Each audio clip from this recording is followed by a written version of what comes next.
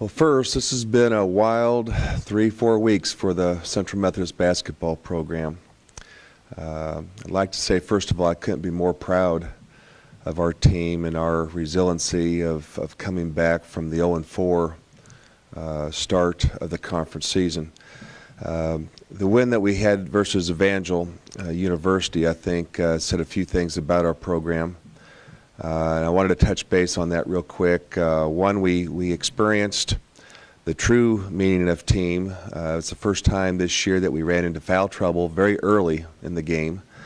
And we had to utilize pretty much our second team most of the first half. And I'll just come out and say they were just phenomenal. They kept us in the game. We started off 0-11 from the score, fought back, went into halftime 4-6 down. And it was about as gritty of an effort I've seen a team do on the road at a very tough Evangel place during my tenure. And to come up with an overtime win against the 8th-ranked Evangel was just phenomenal for our program. Now we have another challenge facing us, and that's going against number 20, Benedictine. And Benedictine, the first time around, I felt had a fairly easy time against us. Played us on our home court right after our finals. I wasn't real pleased with our effort, but I was rather impressed with the way Benedictine approached their game plan towards us. In my opinion, I still think they're probably the best team in the conference. I think they've got the most going for them. The part that scares me right now is they're coming off 2 losses. And they've had all week to prepare for Central Methodist. And I think anytime that happens, it's going to create some big problems. So we're coming off a huge game with Evangel. That's a great thing. So it leads us into a little momentum going into Benedictine. But they've had all week to correct some of the few mistakes that they've made last week in dropping a couple of games.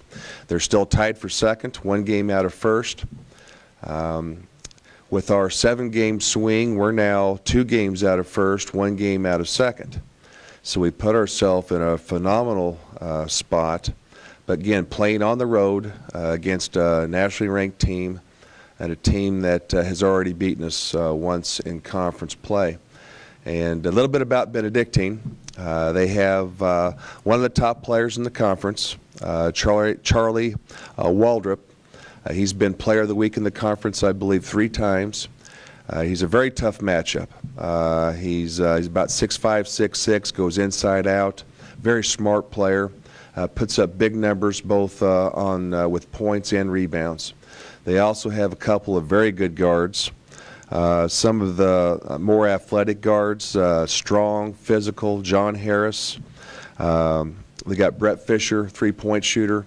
If I had to say one major aspect about Benedictine is they're one of the most physical teams, very well coached team, and they're on a mission this year.